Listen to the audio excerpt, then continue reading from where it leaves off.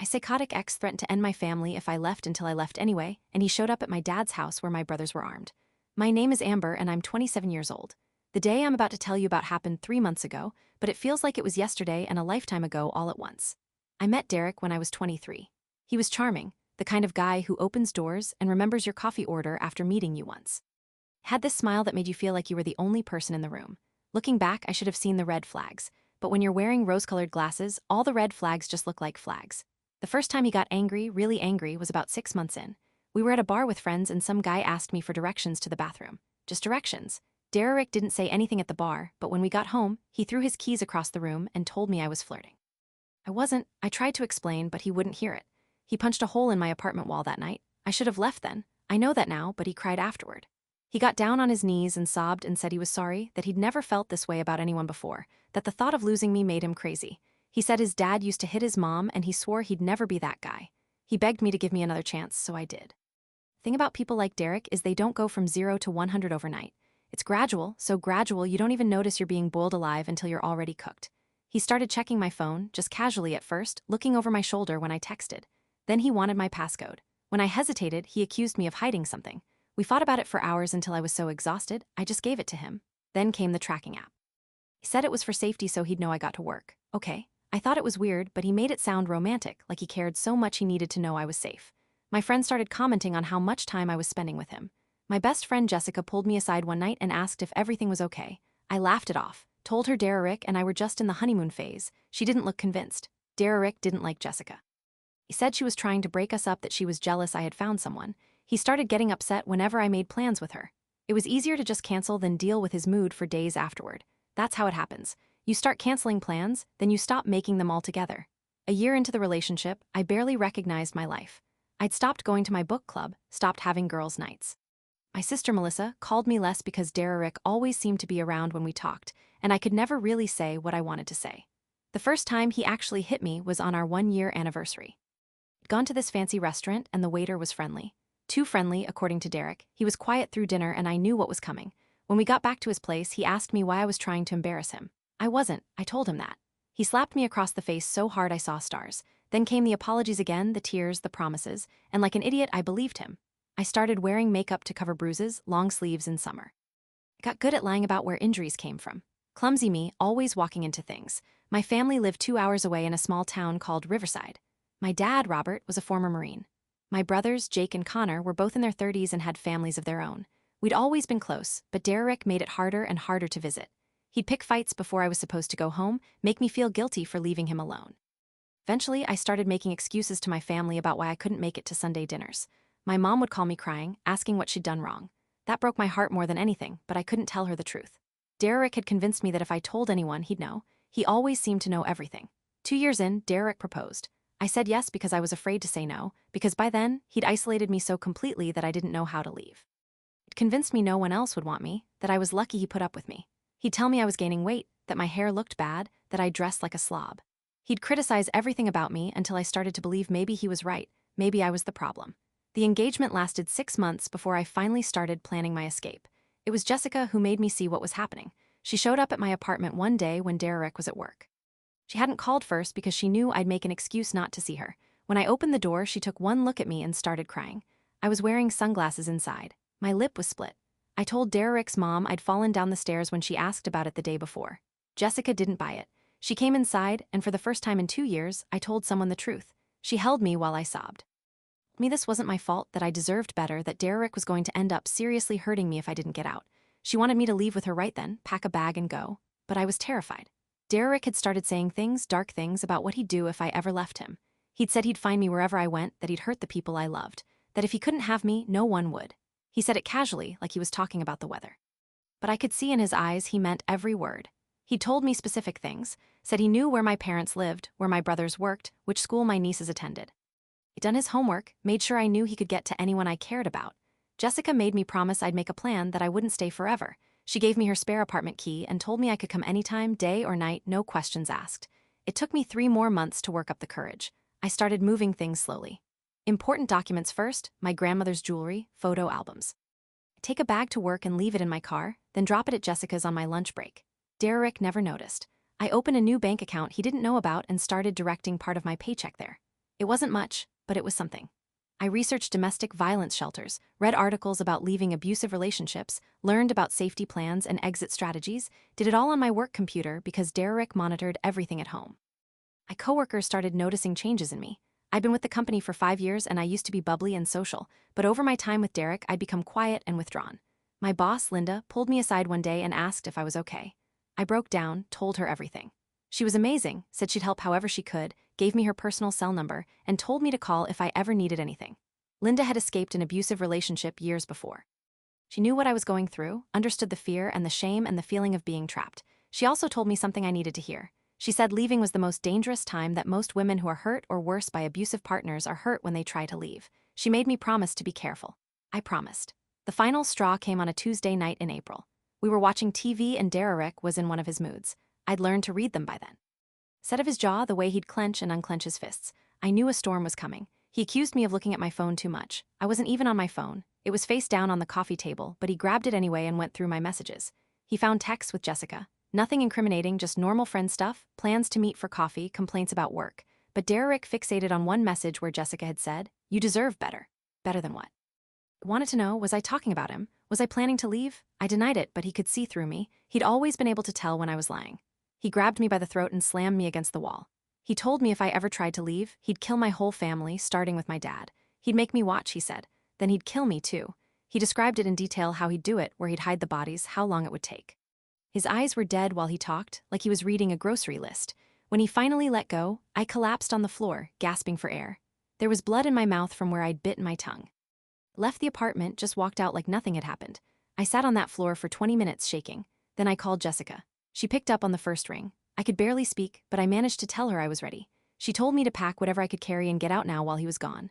I threw clothes into a bag with shaking hands, grabbed my laptop, my toothbrush, the few things I had left that mattered. I was halfway to the door when I heard his car pull up outside. My heart stopped. I ran to the bathroom and locked the door, texted Jessica to call the police, told her what was happening. Derek came back inside. I could hear him walking through the apartment, calling my name. His voice was sing-song, almost playful. That scared me more than if he'd been yelling. When he found my bag by the door, he lost it. He pounded on the bathroom door so hard I thought it would break. Screamed that I was a liar, that I was trying to leave him after everything he'd done for me. Said he'd bought me things, taken me places, put up with my nonsense for years. Like that gave him ownership of me. The police arrived 12 minutes later. It felt like hours. I could hear Derek arguing with them through the door, telling them it was a misunderstanding, that his fiancée was having a mental health crisis and he was just trying to help her. But the officers weren't buying it. They'd been to our apartment before, 3 times in the past year for noise complaints from neighbors. They knew what was going on. They arrested Derek after he refused to calm down. I gave a statement, showed them the bruises on my neck. They took photos, asked if I wanted to press charges. I said yes. That night, I stayed at Jessica's. She made up the spare room and brought me tea and didn't ask questions, just let me sit on her couch and shake. I couldn't stop shaking. Even under 3 blankets, I was cold. Jessica sat with me until I finally fell asleep around 4:00 in the morning. Derek posted bail the next morning. He started calling immediately, left voicemails that ranged from apologetic to threatening. The apologetic ones were almost worse. He'd cry and say he loved me, that he didn't mean it, that he'd change. But then the next message would be him screaming that I was a lying piece of garbage, that I'd ruined his life, that I'd pay for what I'd done. And I blocked his number. He created new ones, sent emails, made fake social media accounts to message me. I got a restraining order. The court granted it easily with the police report and my documented injuries. The judge told Derek if he came within 500 FT of me, he'd be arrested. But a piece of paper doesn't stop someone who's determined. Derek started showing up places, outside my work at the grocery store. He'd just stand there watching, not technically violating the order because he stayed the required distance away, but making sure I knew he was there. I'd come out of work and see him across the street, leaning against his car, staring. He wouldn't move or say anything, just stared until I got in my car and drove away. Linda started walking me to my car every night. Other coworkers did too. They formed a protective circle around me because they knew Derek wouldn't try anything with witnesses. I couldn't sleep, couldn't eat, jumped at every sound, lost 15 pounds in 2 weeks. My clothes hung off me. I looked sick. Jessica convinced me to go stay with my family. She said Derek wouldn't dare show up there, not with my dad and brothers around. I wasn't so sure, but I was exhausted and scared and running out of options. I called my dad that night. I hadn't told him what was happening, hadn't wanted to worry him, hadn't wanted to admit I'd let things get this bad. But when he heard my voice crack on the phone, he knew something was wrong. I told him everything. Years of abuse, the threats, the restraining order, the constant feeling of being watched. My dad was quiet for a long moment. Then he said, "Come home, baby girl, we'll keep you safe." His voice cracked on the last word. My dad never cried, never showed weakness, but I could hear it in his voice. He was scared for me. I drove to Riverside the next day. Jessica came with me, helped me carry my few belongings inside. She'd taken the day off work to make sure I got there safely. My dad hugged me so tight I could barely breathe. My mom cried. My brothers Jake and Connor looked like they wanted to drive to the city and handle Derek themselves. I made them promise not to. The last thing I needed was them getting arrested for assault. Jake punched a wall after I left the room. I heard it from upstairs, heard Connor talking him down, heard my dad say they had to be smart about this, that going after Derek would only make things worse. The first week home was peaceful. I started to relax, started to think maybe Derek would give up, would move on. I should have known better. The messages started getting darker. He'd somehow got my new phone number. Texted me descriptions of my parents' house, details only someone who'd been watching would know. The color of the mailbox, the crack in the driveway, the wind chimes on the back porch. He knew where I was. He sent me photos, too, of the house, of my dad's truck in the driveway, of my mom gardening in the backyard. Been here, been close enough to take pictures. I showed my dad the messages. He called the police, but they said unless Derek showed up in person, there wasn't much they could do. The messages were threatening, but vague enough that they didn't meet the threshold for violation of the restraining order. My dad wasn't satisfied with that answer. He was a Marine, remember? He knew how to protect his family. He sat me, my brothers, and my mom down at the kitchen table, told us we needed to be prepared. He didn't think Derek was bluffing. Didn't think a restraining order would stop him. My dad owned guns, had taught all of us how to shoot when we were teenagers. Jake and Connor both had their concealed carry permits. My mom kept a pistol in her nightstand. They weren't taking any chances. We set up a system. No one went anywhere alone. Doors stayed locked. Security cameras were installed. My dad even put motion sensor lights around the entire property. He bought a guard dog, too, a German shepherd named Max. Max was trained for protection, and he took his job seriously. He'd bark at any unfamiliar car that drove by. Jake moved back home temporarily with his wife, Katie, and their 2 kids, said he wasn't leaving until this was handled. Connor came over every day after work. They took turns keeping watch at night. My nephews thought it was an adventure at first, like camping indoors, but Katie and I both saw the fear in their eyes when they thought no one was looking. Kids are perceptive. He knew something was wrong. I felt like a prisoner, but a safe one. 2 weeks went by, then 3. No sign of Derek, but the messages kept coming. Promises of what he'd do when he found me alone. Descriptions of how he'd hurt my family if they got in his way. He sent detailed plans. Times when my dad went to the hardware store. Routes my mom took to the grocery store, where Connor's kids went to school. He'd been following all of them, learning their routines, planning. I barely slept. And I had nightmares. Dreams where Derek broke into the house, where he hurt people I loved while I watched. I'd wake up screaming, covered in sweat. My mom would come in and hold me, tell me it was just a dream. But we both knew it might not stay that way. My mom tried to get me to eat, to talk, to leave the house. But I was paralyzed with fear. Every car that drove by made my heart race. Every unexpected sound made me jump. I stopped showering regularly, stopped brushing my hair, wore the same clothes for days. Depression hit me like a freight train. My mom finally insisted I see a doctor. She made the appointment and drove me there herself. The doctor prescribed medication for anxiety and depression, gave me a referral for a therapist. I started therapy the following week. My therapist, Dr. Martinez, was patient and kind. She didn't push me to talk about things before I was ready. Just let me sit in her office and exist. Slowly, I started opening up, telling her about Derek, about the years of abuse, about the fear that consumed me now. She told me what I was experiencing was normal, that trauma rewires your brain, makes you hypervigilant and constantly on guard. She said healing would take time, but it was possible. I wanted to believe her. Jessica called every day to check on me. She said Derek had been by her apartment looking for me, banged on the door for an hour before her neighbors called the cops. He was served with another restraining order. This one for Jessica, too. He got a security system installed, changed her locks, started parking in different places so he couldn't track her movements. He was spiraling, and I knew it was only a matter of time before he did something. My sister Melissa drove up from Florida to visit. She brought her 2 daughters, Emily and Sophie. They were 7 and 5, all blonde curls and innocent smiles. Melissa pulled me aside the first night. She looked at me for a long time, then hugged me and said, "I'm so sorry I didn't see it sooner." I told her it wasn't her fault.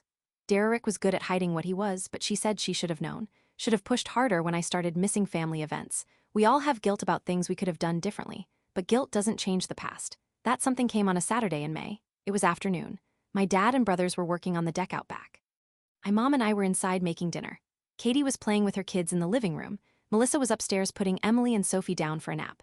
I heard gravel crunching in the driveway, looked out the window and saw a car I didn't recognize. A rental. I'd learned later. My stomach dropped. The driver's door opened and Derek stepped out. He looked terrible, like he hadn't slept or showered in days. His eyes were wild, unfocused. He was wearing the same clothes I'd seen him in 2 weeks ago in a Facebook photo Jessica had shown me. His hair was greasy and unkempt. He had a beard he'd never had before, patchy and unkempt. He looked like a stranger, but I'd know those eyes anywhere. He started walking toward the house. I screamed for my dad. Everything happened so fast after that. My dad came running in from the back. Jake and Connor right behind him. They were covered in sawdust, work gloves still on. My mom grabbed Katie and the kids and rushed them upstairs with Melissa and the girls. She called 911 from upstairs, her voice shaking as she gave the address. Derek was pounding on the front door, screaming my name, saying he just wanted to talk, that if I'd just come out, everything would be okay, that he loved me, that we were meant to be together, that these people were poisoning me against him. Max was going crazy, barking and snarling at the door. My dad had to physically hold him back to keep him from going after Derek. My dad looked at me, asked if I was sure I wanted to do this. I knew what he meant. We could wait for the police or we could handle it now. I nodded. My dad, Jake, and Connor all armed themselves. My dad had his service pistol. Jake had his 9. Connor grabbed the shotgun from the hall closet. They didn't go outside, guns blazing. They weren't looking for a shootout, but they wanted Derek to know they were serious. My dad opened the door slowly, stepped out onto the porch with Jake and Connor flanking him. Derek looked past him, trying to see into the house, trying to find me. I need to see Amber, he said. His voice was horsero, desperate. I need to talk to her. She doesn't want to talk to you, my dad said. His voice was calm but firm. You need to leave now, Derek laughed. Actually laughed. Or what? You'll call the cops? She's my fiancé. I have a right to see her. She's not your fiancé anymore, Jake said from behind my dad. And you're violating a restraining order. Police are already on their way. Derek's expression changed. The fake calm dropped away and I could see the rage underneath. People have poisoned her against me, he snarled. She was fine until she came here. You made her think I'm some kind of monster. You are a monster, Connor said. We've seen the bruises, heard the threats. You're done. I was watching from the window, pressed against the wall where Derek couldn't see me, but I could see everything. Derek reached into his jacket and everything froze. My dad raised his gun. So did Jake and Connor. 3 barrels pointed at Derek's chest. Don't, my dad said. Don't even think about it. Derek slowly pulled his hand out. He wasn't holding a weapon, just his phone, but the message was clear. One wrong move and this would end badly. I love her, Derek said, and his voice cracked. I love her more than anything. She's mine, she'll always be mine. Love doesn't look like what you did to her, my dad said. Real love doesn't leave bruises, doesn't make threats, doesn't terrorize. Derek's face twisted into something ugly. You don't know what you're talking about. Don't know her like I do? She needs me. She's nothing without me. She's better without you, Jake said. She's healing, getting stronger every day. Derek's eyes darted around and I could see him calculating, weighing his options. He was cornered and he knew it. She told me she loved me, Derek said, his voice breaking. She said we'd be together forever. She promised. People are allowed to change their minds, Connor said, especially when they're being hurt. I never hurt her, Derek shouted. Everything I did was because I loved her. Don't you understand? I can't live without her. Then you need help, my dad said. Professional help, but you can't get it from her. We could hear sirens in the distance. Derek heard them too. His eyes darted around looking for an escape route. But my dad and brothers had positioned themselves so he couldn't get past them into the house, and going back to his car meant turning his back on 3 armed men. He was trapped and he knew it. This isn't over, Derek said to my dad. But he was looking past him, looking at me through the window where I was watching. You hear me, Amber? This isn't over. You're mine. You'll always be mine. Get off my property, my dad said. His voice was still before I give my boys permission to remove you. The police arrived 3 minutes later. 4 cars, lights flashing. 8 officers emerged, hands on their weapons. Derek put his hands up immediately, dropped to his knees when they told him to. It wasn't stupid enough to give them a reason to shoot. They arrested him for violating the restraining order, searched his car with his consent, found a knife in his car, a big one, the kind you'd use for hunting, added a weapons charge. They also found zip ties, duct tape, and rope in his trunk, a tarp, garbage bags. My blood ran cold when I heard that. He'd been planning something terrible. His bail was set at $50,000. This time he couldn't make it.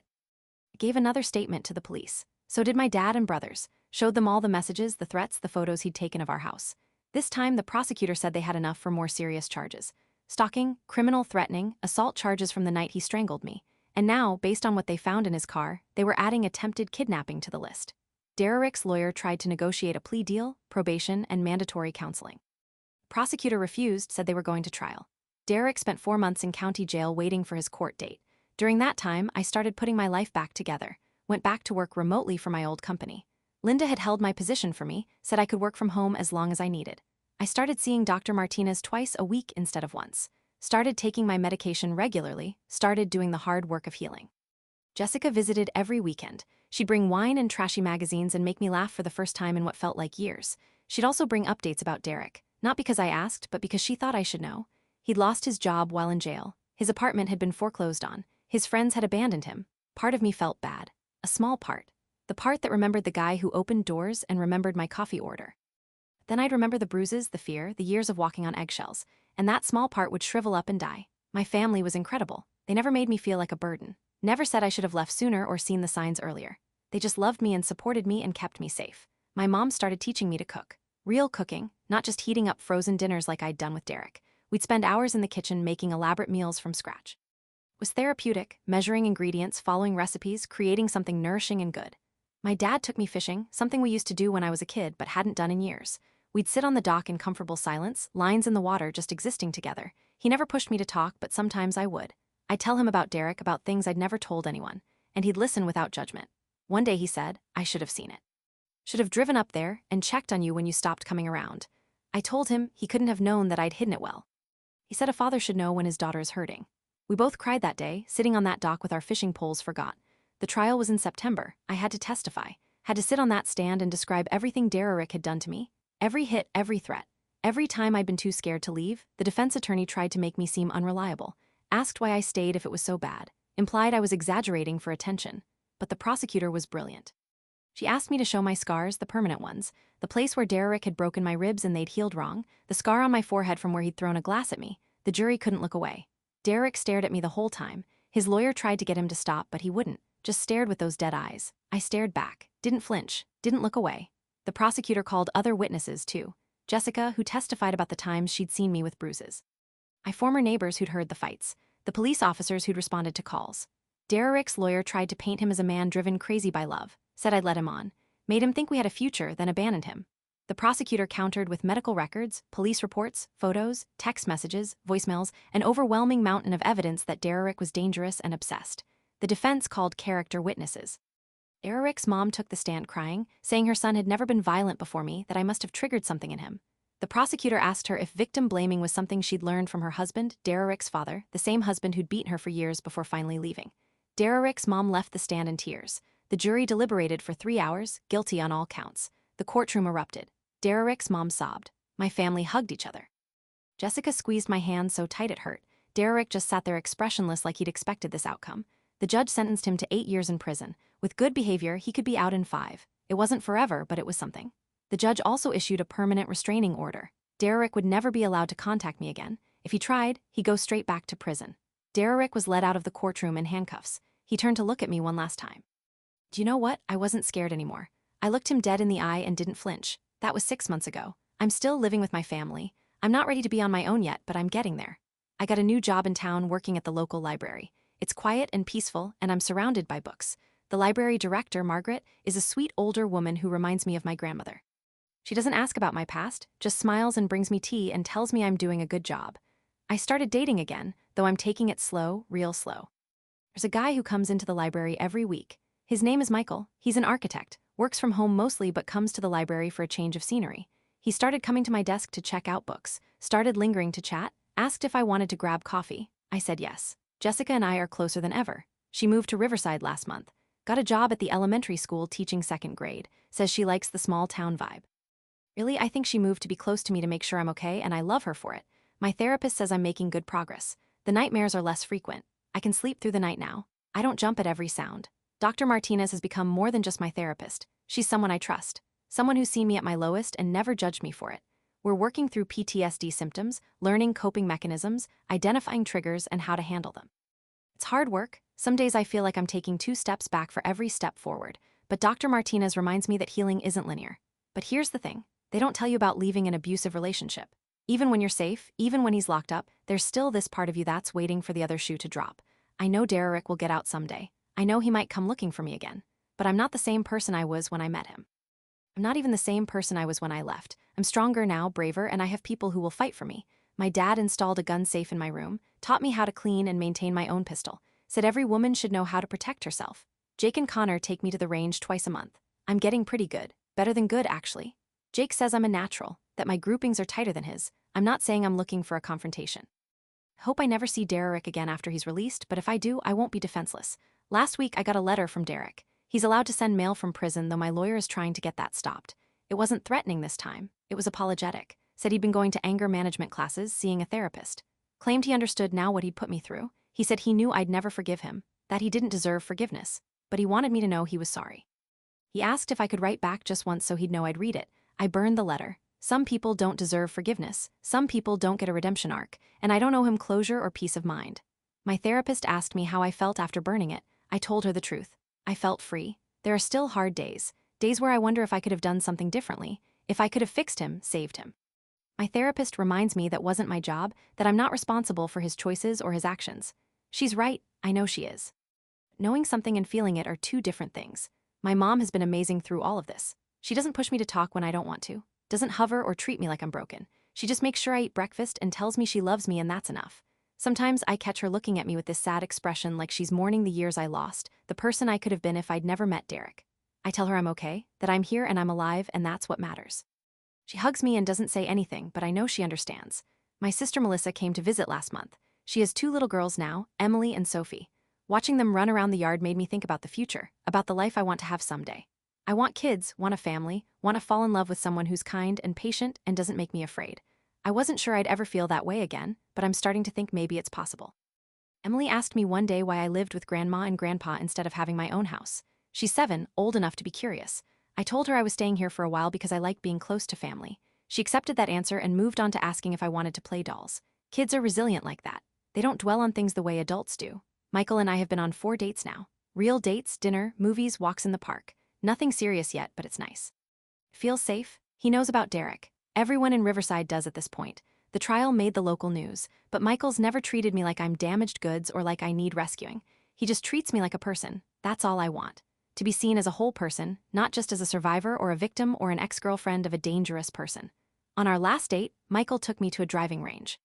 He'd heard I was getting good with firearms and wondered if I had good aim in other areas too. It was sweet, silly, normal. We hit golf balls for an hour, laughing when mine went wildly off course. He didn't try to teach me or show off, just let me figure it out on my own. Afterward, he bought me ice cream and walked me to my car, kissed me on the cheek, and asked if I wanted to do it again. I said yes. I'm rebuilding my life piece by piece. It's slow work. Some days I feel like I'm making progress.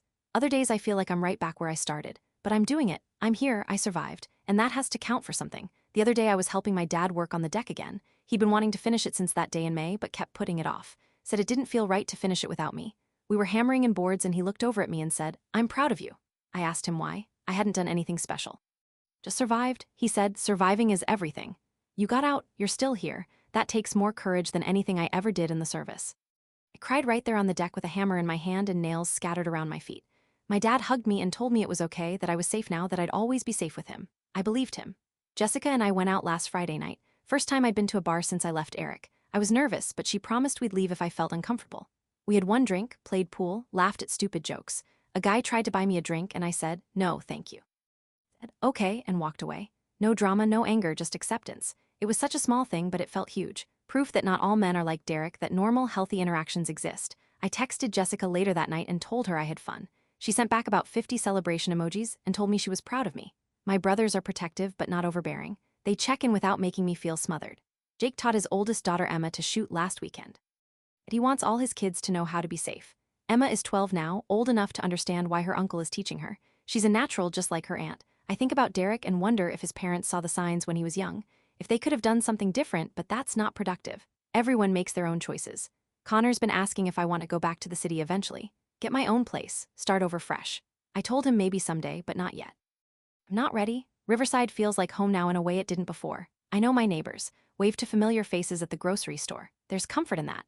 Mrs. Henderson from down the street brings me cookies every Sunday, says I'm too skinny and need to eat more. I don't have the heart to tell her I've actually gained back most of the weight I lost. The prosecutor called me last month, said Derek's lawyer is appealing the sentence, trying to get it reduced.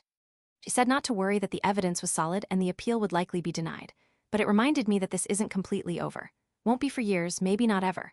There's a part of me that will always be looking over my shoulder, always wondering if he's out, if he's coming, if today's the day he shows up again. My therapist says that's normal.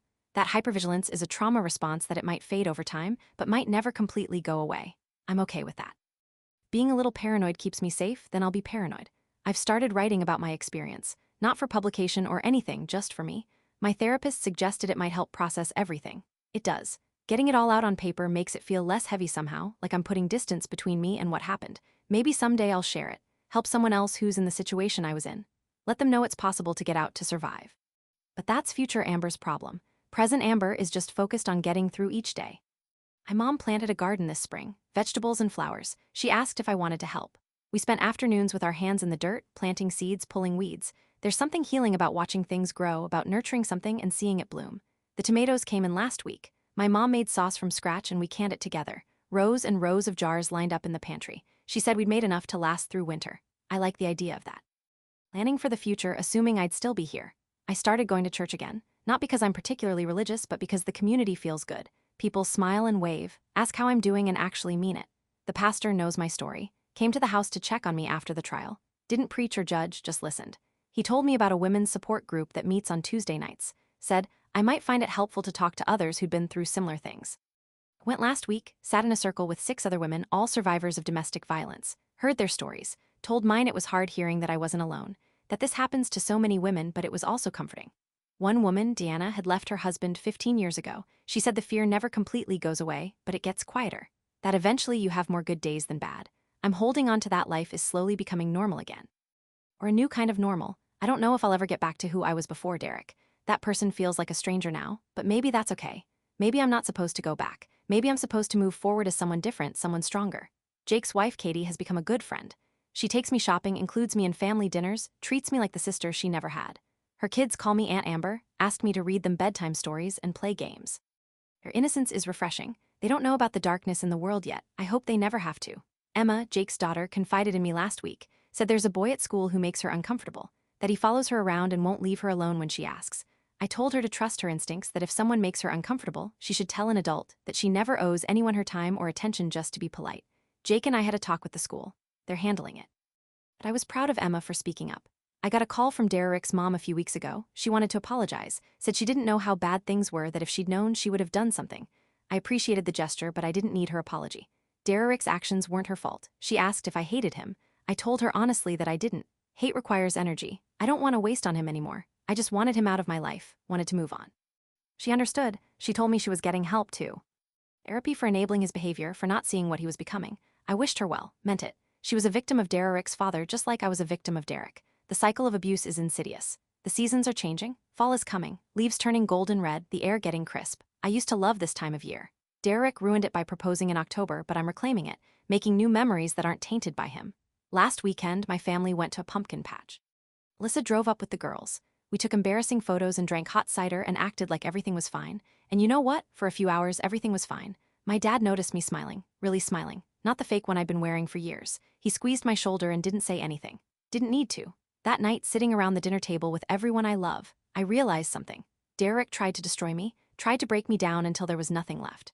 But he failed. I'm still here, still fighting, still living, and that's my revenge, not some dramatic confrontation or clever plot, just existing, just refusing to let him win. The restraining order is permanent. Derek isn't allowed to contact me ever again. If he violates it when he gets out, he goes back to prison. No questions asked. My dad says he won't risk it. That 8 years inside will make him think twice. I want to believe that. But I know Derek knows how obsessed he can get. So I stay prepared, stay vigilant, live my life, but keep my guard up. Is it exhausting sometimes? But it's also empowering. I'm not a victim anymore. I'm a survivor. And there's a difference. I've learned to set boundaries, to say no without feeling guilty, to put myself first.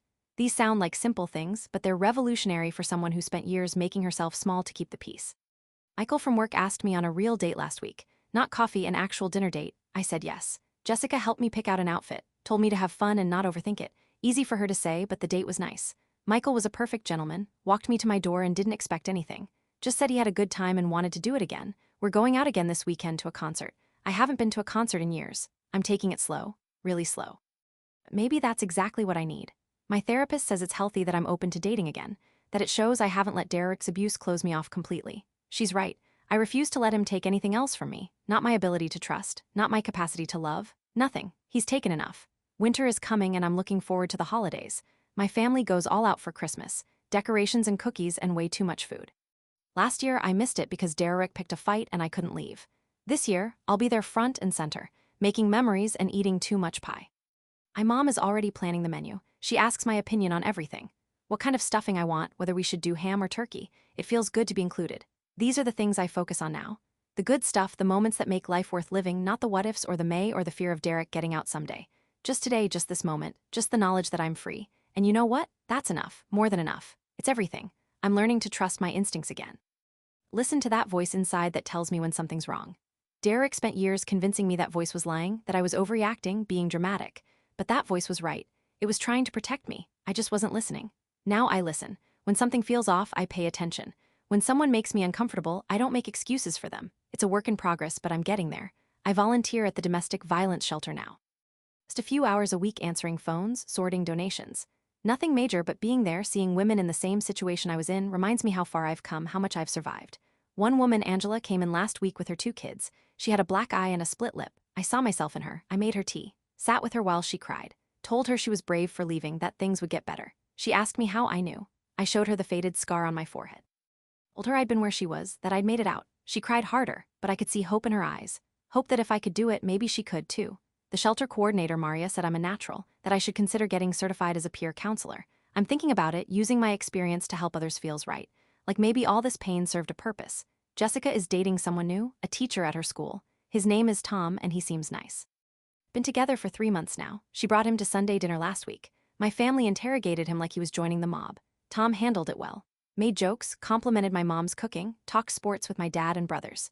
Jessica pulled me aside afterward and asked what I thought.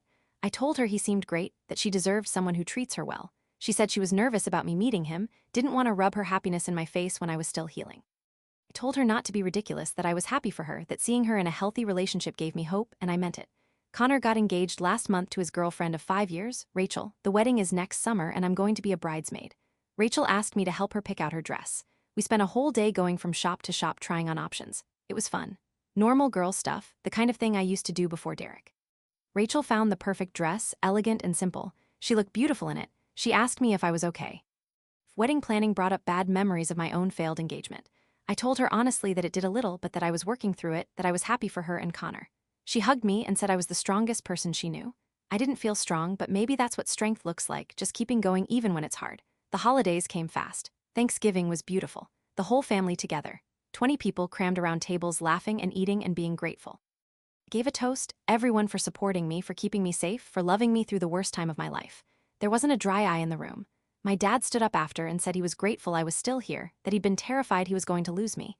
We all cried, even Jake and Connor, who hate showing emotion. It was perfect, the kind of moment you remember forever. Christmas was even better. We did Secret Santa and I got Melissa. I bought her a spa day because she never takes time for herself. She cried when she opened it, said it was perfect. I got a new journal from whoever had me. It was leather-bound and beautiful, the perfect place to keep writing my story. Michael came over for Christmas dinner. My family welcomed him like he'd always been part of it. My dad talked his ear off about architecture. My mom kept piling food on his plate. He fit in seamlessly, helped clean up afterward without being asked. Played with the kids, made everyone laugh. After dinner, we sat on the porch together, bundled in blankets against the cold. He told me he was falling for me, that he knew we were taking things slow, but he wanted me to know how he felt. I told him I was scared. Scared of getting hurt again. Scared of trusting someone new. He said he understood that we could keep going at whatever pace I needed, that he wasn't going anywhere. I kissed him right there on the porch with Christmas lights twinkling around us. It felt right, safe, good, different from anything I'd felt with Derek. This was gentle, patient, real.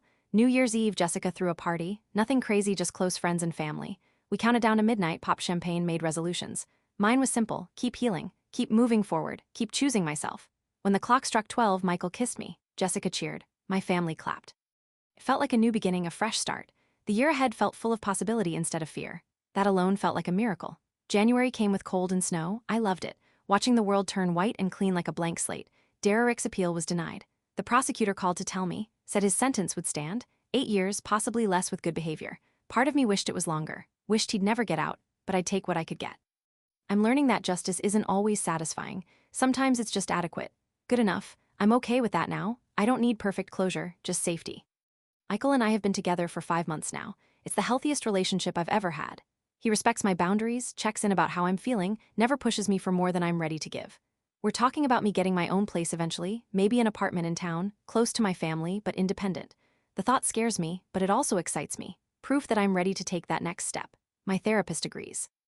As I've made incredible progress, that I'm ready to start living on my own terms again. I found a place last week, a cute 1-bedroom apartment above a bookstore. It's perfect. I move in next month. My family is helping me furnish it. Jake is building me a bookshelf. My mom bought me dishes and linens. Connor got me a security system. Michael offered to help me move, said he'd be there whatever I needed. I said yes. I'm terrified and excited and hopeful all at once. It feels like stepping into my future. The one I'm building for myself. The one Derek tried to take from me but couldn't, because I'm still here. Still surviving. Still choosing life every single day. And that's my happy ending. Not perfect. Not tied up in a bow, but mine. Completely and utterly mine.